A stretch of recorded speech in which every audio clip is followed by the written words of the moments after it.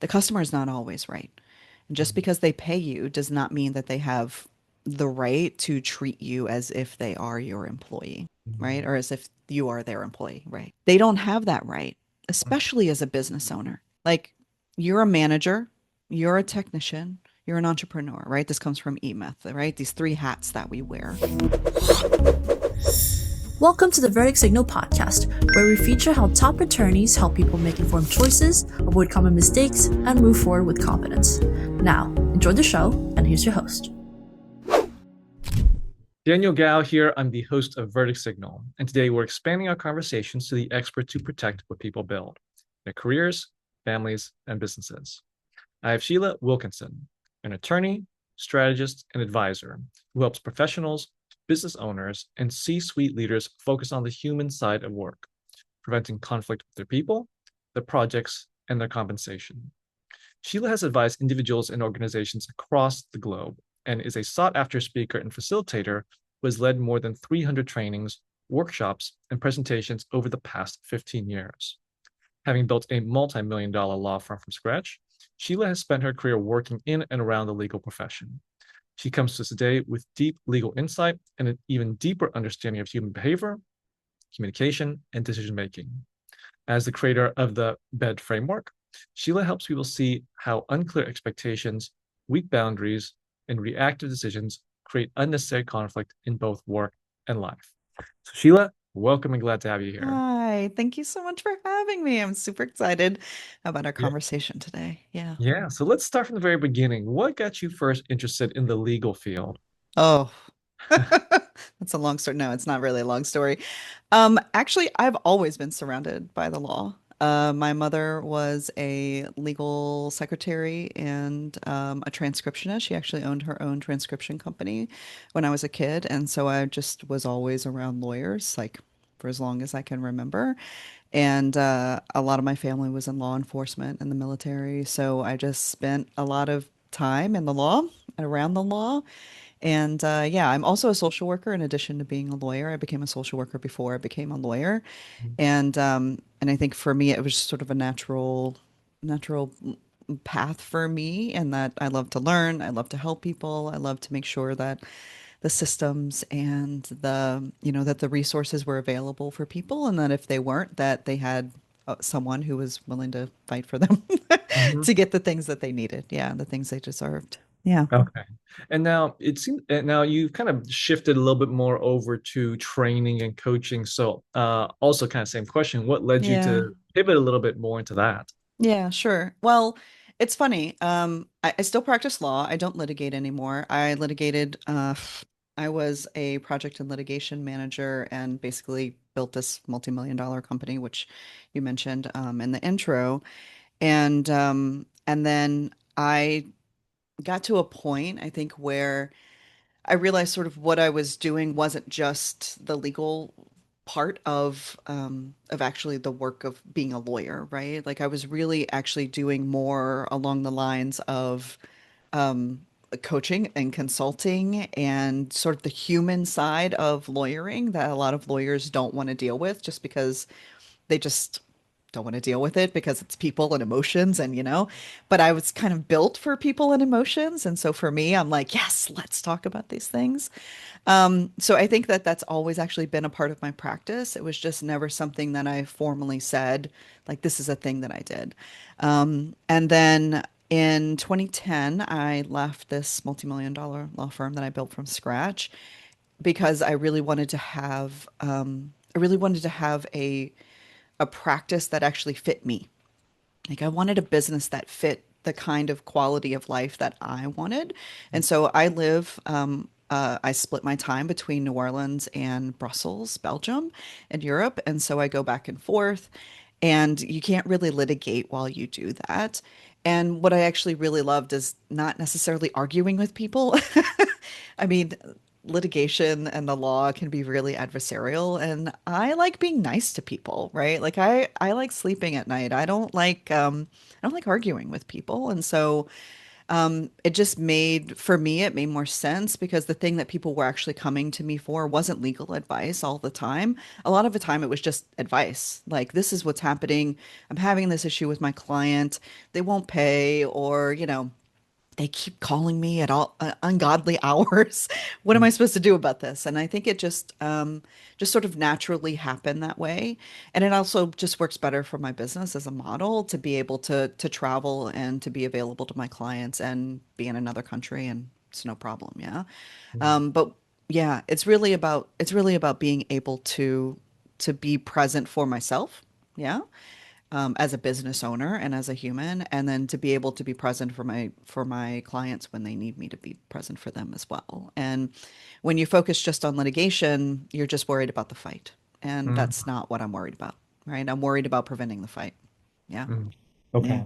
So, I believe that most of your clients are business owners, I would assume. So, in yeah, that case, well, I guess what's one thing that you wish more people or more business owners understood about working with, I'm going to call you a business coach for lack of a better word. What's one thing yeah. you wish more business owners understood about working with a business coach such as yourself? Yeah. I mean, I think working with any professional, whether it's a business lawyer or a business attorney, a business coach, a business consultant, is that we know that you don't necessarily know what you need. Like, we know that you think you know what it is you need, but being able to trust that we can see something because we're not embedded in it every single day is really important. And so I think having somebody that you can trust and that is got your best interests in mind. I think that that's sort of number one when you're working with somebody, when you're choosing someone, is that it's somebody who actually you feel cares about you as a person and the person who owns the business, as well as the business itself, right? It's really easy, I think, to get caught up in all of the lingo and the vernacular of like leverage and and growth and scale and all of these like sort of like buzzwords about how we're supposed to run businesses. And I mean, honestly, at the end of the day, you're the one going to bed at night, right? Like, how is your business serving you? And if it's really, for me, I'm about building businesses that actually work for the person that is running them, right? Like the person who owns them. I don't want you to have a business that runs you into the ground. That is not what I want. And it's probably not actually what what anybody wants, right? Like, we don't want to, especially if when we come from a corporate world and we go out and we're like, okay, I can do this better, I can make more money, I'm going to do have more freedom and flexibility, and then you go out on your own and then you realize you've created the same toxic system that you just came from. My specialty is undoing that. Yeah, like for me, I want to undo the toxicity of what is, oh boy, it's capitalism and corporate, just sort of like that corporate culture that I think because we don't know any better, we recreate that. And so I think having somebody who's on your side, who you can trust, who knows that sees you as a person, I think is really, really, really important. Because at the end of the day, right, like people hire people. They don't hire necessarily brands or businesses. You can have one, a brand or a business, but at the end of the day, you need to be in a good place too. And I think having somebody who understands that you are a human and treats you like a human and not just somebody they're making money off of makes a big difference. Yeah. Mhm. Yeah. Okay. So, you mentioned that a big part of what you do is helping people with the human element of their business. So, I Hmm. want to dive a little bit deeper into that, particularly with boundaries. You did mention kind of an example before of, well, business owners come to you and they say that, hey, my client's not paying me, or maybe they're having issues with their employees, something along those lines. So, on this topic of boundaries, could you kind of expand a little bit more on how important it is to have boundaries and how do you go about setting Yeah. these boundaries? Yeah. Well, okay. Number one, we all know that we need boundaries. Also, when you said boundaries, I got really, really excited. Yeah. I started like jumping up and down in my chair. Yeah. Um, okay. So we all need boundaries, right? Intellectually, this is a big part of the work that I do. Is like intellectually, we know that we need boundaries, right? But when we set a boundary and then I'll explain also what I think a boundary is. Yeah. Because not a boundary isn't just about saying no, right? Intellectually, we know that we need boundaries, right? But emotionally, often what we do is we set a boundary and then someone pushes on the boundary And we start feeling like, oh, well, okay, maybe I'll just, it was kind of hard for me to just put this boundary in. So I'm just going to like let it slide this time. I'm just going to give them a pass because they're getting used to the boundary. No, no, right? The emotional pieces of what's underneath the boundaries, what's underneath the expectations, what's underneath the decisions, right? What's going on under the surface is actually the reason why we can or cannot set good boundaries and stick to them, right? So a lot of my work is understanding what is a boundary that feels good to you, right? So a boundary isn't just saying no, right? To be like, no, I'm not doing that. You're going to have to find somebody else to do that, right? It is a, saying no isn't the boundary. That might be a boundary that you want to, that you want to draw with a client or with a colleague or with a friend or with your spouse, right? Boundaries are everywhere, right? But a boundary is actually not about saying no. A boundary is about understanding what you want to do, what you're willing to do, what you can do, and what you will do, right? And I think when you understand to that level what you want, why you want it, and what you're willing to do to make it happen, that's when you actually start feeling good about setting boundaries. And so a lot of my work is sort of helping clients unlearn what they thought was the way that they're supposed to be setting boundaries. And a lot of the ways that we set boundaries up front with clients, because, okay, try not to go too far off on a tangent here, but just to say, I believe that you should only take the right clients with the right projects with the right pay. Period. Right? If somebody is not good for you, don't take them. If the project's not good for you, don't take it. If the pay is not good for you, don't take it. Right? Now, do you have to pay your bills and you might have to do something and grit your teeth for a month to get through a project so you can get paid? Sure. Okay. I'm not coming from a place of privilege here. Yeah. Like I know what it's like to have 2 cents in your bank account, right? But we think we have to do and take more than we actually need to. And the more you say no to the things or sort of weed out the things that aren't right for you, the faster the things that are right for you will come to you. And so in my work, a lot of it is figuring out what you want, why you want it, right? But also then building in the structures that make sure that you're attracting the right kind of clients, the right kind of projects, the right kind of pay. And a lot of that starts with intakes, right? Like just the literal intake form. If your if your boundaries and your expectations of your clients aren't in that document, in that form, not, what do you need from me? What's your timeline? What's your budget, right? But actually getting to the heart of who they are and what kind of person you're going to be working with, you want people to self-select out. If they feel weird answering a question, then that's a boundary that you've drawn without even having to draw it, right? And so I kind of systematize. This is kind of a weird way to say it. I don't think I've ever said it quite like this before, but I like systematize boundaries, right? Like help you set up the systems that create the boundaries so you don't have to say no to people, right? And yeah, I mean, it's hard. It's hard. Life's hard and you feel certain ways and you want to feel like you have something to prove or you don't like confrontation, you don't like, having hard conversations. Like that's what I do, right? Like setting up systems that allow you to have those boundaries so that way you don't have to be constantly freaking out about it. Yeah. Yeah. Okay. Did that Now answer your question? I it feel does. like I Yeah, went. it does. No, it definitely does. I, Now, when it comes to like the human dynamics part of this, with client issues, and we're like, why do relationships go bad? Because you can dive into that mm-hmm. part of it. Oh yeah. I mean, relationships go bad because the expectations and the boundaries and we're not there from the beginning, Hmm. right? Like um, people avoid hard conversations, right? They Hmm. avoid confrontation or they think, okay, well, I just need to make this sale. I just need to make this sale. I just need to get this client in. I'll figure it out later. It'll be fine. It'll be fine, Hmm. right? Like we talk ourselves into bad situations all the time. Not me. I don't do that anymore. Yeah. But I did it. I used to do it. I have clients who do it.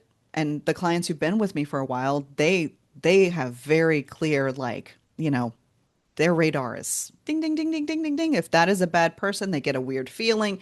They get a little, they just do not engage, right? They just say, thanks so much. I really appreciate that you reached out to me. I just, my roster's full. I'm unable to help you at this time. There's actually somebody who might actually be better for you. And if you're interested, let me connect with them and see if they have the capacity for additional clients, right? Right. Like where we create then scripts of what to say when something's not going right. Right. But a lot of people are just worried about making the sale or not upsetting people. But the problem is that you're the one who pays, right? Like when you accept a bad client, or not even a bad client, right? Like even a client who you had some red flags about, right? Like people where you're like, oh, that was kind of weird, but it's all right. It was probably just, they probably just had a bad day, right? We start justifying and rationalizing and intellectualizing what our bodies have said. Ding, ding, ding, ding. Bad client, right? And we're like, no, it'll be fine. And we get focused on the wrong thing, right? We focus on the sale, we focus on the money, we focus on the our reputation or what we think is our reputation related to that client. And then you just take this bad client, you just ignore all these red flags, and then things will always blow up. So if you don't want to hire a lawyer, don't take the client to begin with. Because if they're giving you red flags to start and they haven't even hired you yet, or you haven't hired them, right? It goes both ways, right? Like the client isn't hiring you, you're also choosing the client. You have power in that, and I think people forget that too. Yeah. Okay. And to make it easier for people, could we list down some of those red flags that you see that these are the most common red flags? Hey, if you're seeing this in a client, don't take them on. Oh yeah. I mean, I think okay, it's sort of a two part. I'm going to say two part here because your body immediately knows when somebody's not right for you. So that's number one. Just sort of paying attention that when you're having that initial conversation or that initial communication, because it might be over email, it may not be face to face, right? And if you go, that's kind of weird, but it's fine. It's probably just me. They're probably having a bad day. They probably didn't mean it, right? Already just making excuses for behavior that you would feel is not great. And it could be where you say, okay, I have time between 3 and 5 on Tuesday. Let me know what time works for you. And then they say, well, Tuesday's not great for me. Can you do Wednesday instead? And you say, no, Wednesday's not going to work really. The only day I have this week is Tuesday. And they go, okay, well, I need to do Wednesday, right? Already that's a problem. Mhm. It sounds not great, right? Like because you're like, but I haven't even talked to the client. I don't know. You can say, look, you can say, okay, I'm just going to move my Wednesday around and have this, this potential new client. You could do that. But now this client knows that if they push back 3 times, you are going to change your behavior, Mhm. right? So that's a red flag. It doesn't feel like a red flag because it feels like, oh, we're just scheduling, right? And the way I get around this and the way my clients get around this is that we actually create scheduling systems, right? So I use Calendly, some people use Google Cal, right? Like Acuity, I hate Acuity, but sorry Acuity if you're listening. I hate Acuity, right? It's not accessible. Don't get me started. Anyway, so those kinds of things. But also if somebody is avoiding a conversation. So you say, okay, you know, we've had this conversation. I feel like this could be a good fit. Can you let me know what your budget range is or whatever, right? Usually that's the way people do it. And if they're trying to lowball you, that's a red flag, right? Or you say, hey, let's say you go the different way and you say, hey, thanks so much for meeting with me. I really appreciate it. The range for this work that we're going to do together is X to Y. And they go, yeah, I'm really going to need it to be a lot lower. That's a red flag, right? It doesn't mean it's a red flag that never work with the client. It means they're already trying to get you to be outside of your bounds, right? So when you're talking boundaries, right? Like boundaries are about the bounds. And so if they're trying to already get you on the other side, that's a red flag. It may not seem like it because we start rationalizing, justifying, okay, well, their budget really isn't that big, so I'll just do it for less. No, no. You will do less for less, right? You change Mhm. the scope of the project in order to meet their budget, but you don't do more for less, right? So things like that. If somebody is disrespecting your time, right? Time, energy, money, right? This is what we're talking about, right? If they're emailing you at midnight, no problem. You don't have to answer them at midnight. But if you answer them at 9 a.m. the next morning and they write you back and be like, man, I thought that, I thought that for sure I would have gotten an answer already. Excuse you, I was sleeping, right? Or even 24 hours, right? Like setting, I tell all my clients, like you get a 36-hour response window from me unless it's a holiday, I'm on vacation, or I tell you that I'm not available, right? Most people expect a response immediately, and we expect ourselves to respond immediately. And if they can't wait, if everything is so high pressure, that's a red flag. Yeah. I could keep going. I could keep going for red Those flags. are Is some that good enough ones. Yeah, examples? that's I think that's enough examples for now. Daniel. Now, next I want to dive into your bed framework. I don't know if it's BED or bed frame. I'm gonna call it Bed. bed Yeah, framework yeah. for Bed, simple. Yeah, BED. It's like you made your bed, but you don't yeah, have to lay in it. yeah. Yeah. So could you explain the bed framework? Yeah, sure. Well, so the bed is BED, boundaries, expectations, and decisions, right? And so for me, what I want to know is who you are, what you want, and why you want it, right?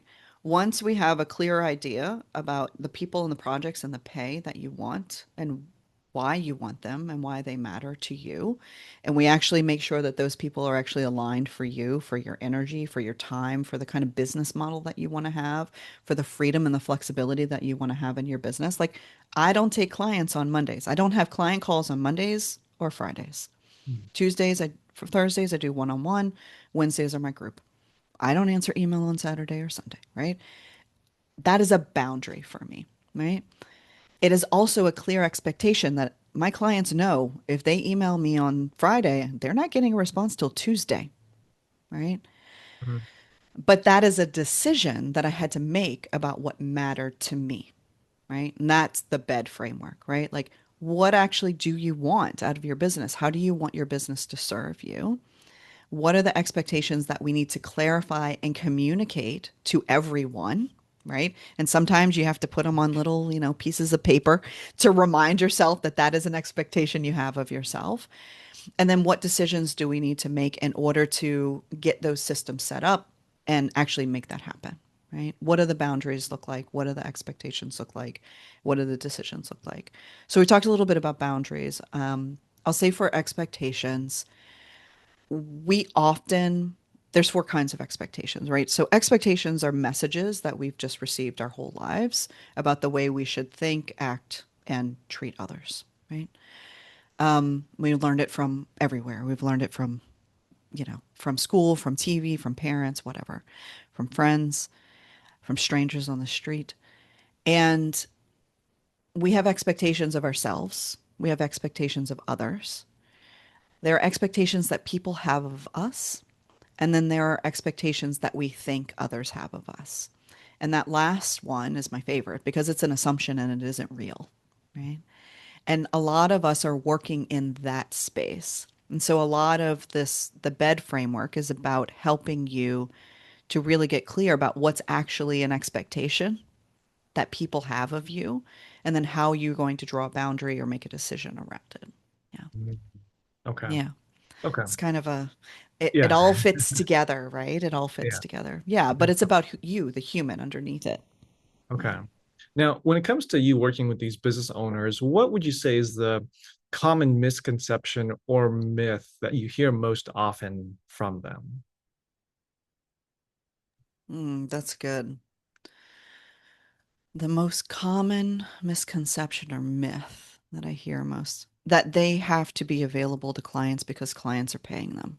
Mm, That's not true. You're a human who is allowed to go to sleep and take a vacation and not work on a Tuesday if you don't feel like it, right? I also think a lot of this is, and I kind of alluded to, or I literally said it earlier, about sort of this toxic availability and toxic expectations around like sort of this corporate world of go, go, go, go, go, fast, fast, fast, fast, fast, grow, grow, grow, grow, grow, money, money, money, money, money, just like more for more, right? And I think that plays into this, right? We've all been raised and socialized and trained to the customer is always right. But that's not actually the whole quote. The customer is always right when it comes to matters of taste. The customer is not always right. And just Mhm. because they pay you does not mean that they have the right to treat you as if they are your employee, right? Mhm. Or as if you are their employee, right? Yeah, Yeah. like they don't have that right, Mhm. especially as a business owner. Mhm. Like you're a manager, you're a technician, you're an entrepreneur, right? This comes from E-Myth, right? These three hats that we wear. And you have to have time to be working on the business, not just working in the business. Like your job as a business owner is not to be in the business all the time. You have to be able to take that hat off. And if clients don't get that, then they're not the right clients for you, right? Yeah. And it's once you make the shift, let me tell you, once you make the shift and you start getting the clients that you actually really love you and trust you and will be like, yes, of course. Obviously, I don't expect you to answer me at Saturday afternoon when you're at your niece's birthday party, right? When your clients care about you as humans, the way you care about them as humans, this is what I'm going for, right? That's what we want. That's what we want. Got it. Okay. Now, Sheila, I'm sure that throughout your experience, you've worked with a lot of business owners, and I'm sure that you've had some students that were maybe a little bit tougher to deal with, or just they were facing Hmm. tougher situations Yep. than normal. And I'm sure that was also some very memorable cases of that happening. Is there maybe one story that comes to mind of one of those students, one of those situations, and ultimately how you were able to help guide them to get a successful resolution at the end of it? Yeah. I actually, you're kind of, yes. The answer is yes. Um, I think probably what I would say um, is, give me a second to think about this because yes, but who's a really good one for you? Yeah.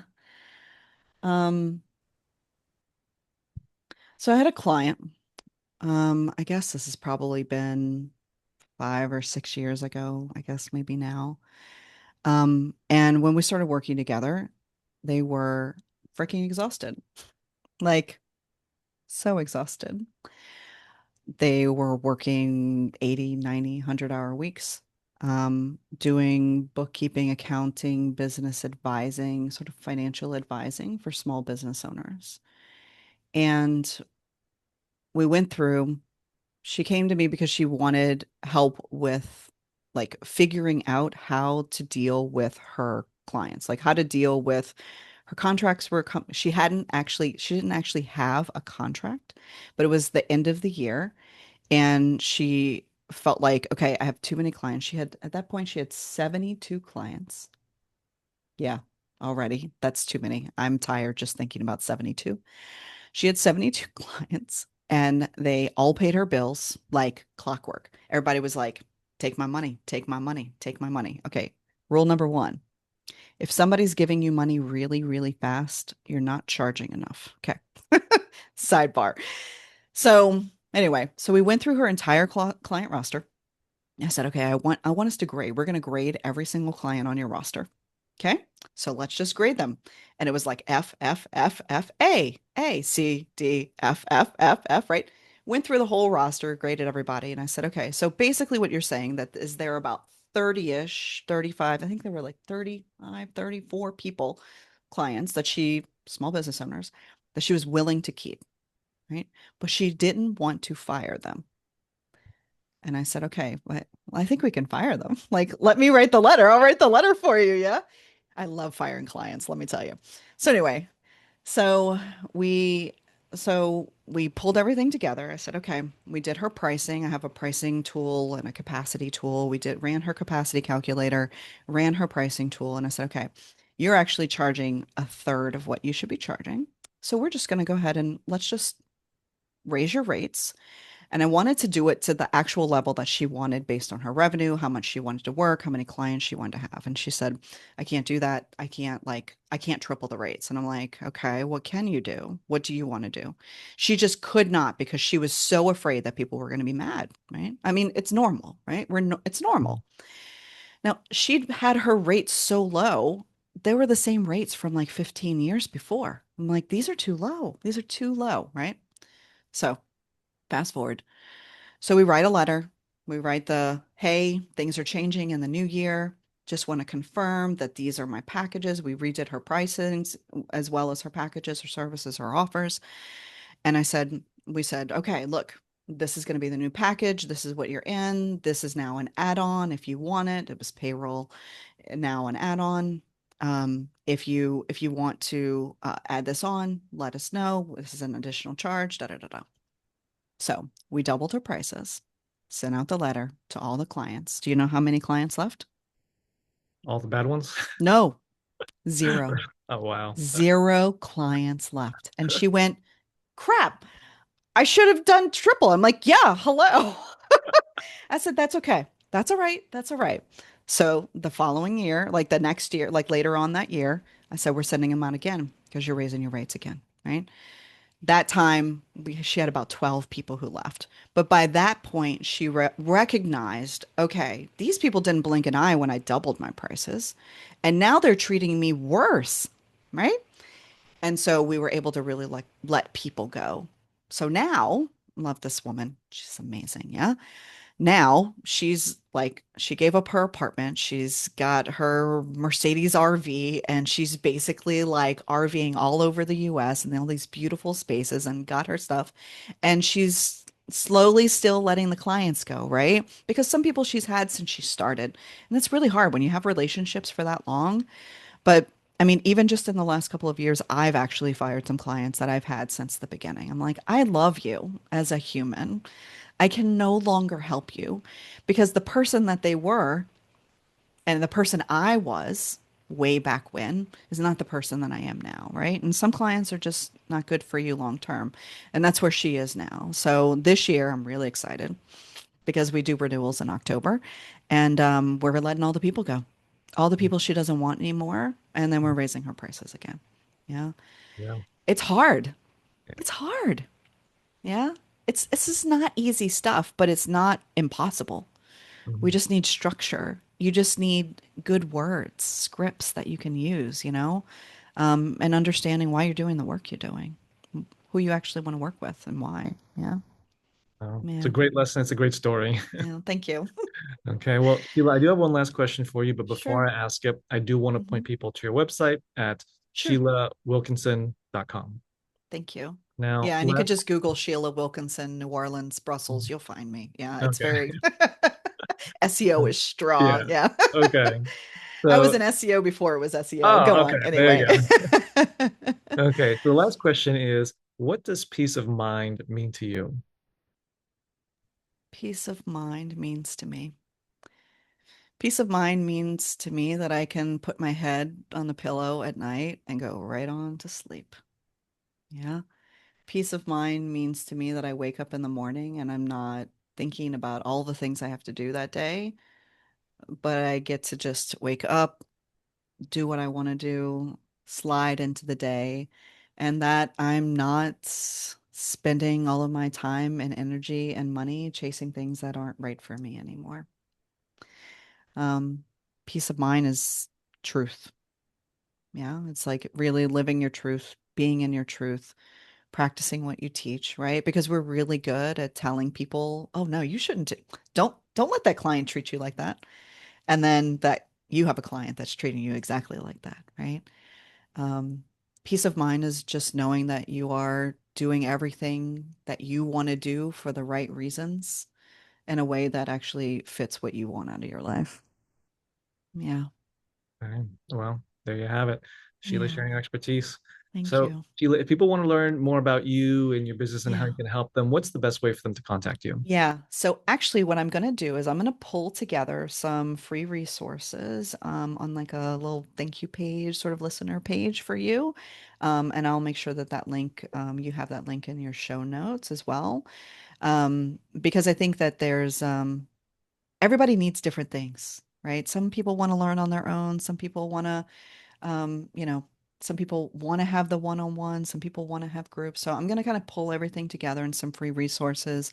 I have a 12 simple tweaks that you can make to your contract and mini expectations course to kind of help you reset some expectations with people around you. So I'm going to kind of pull all that together for your listeners and put that all in one page.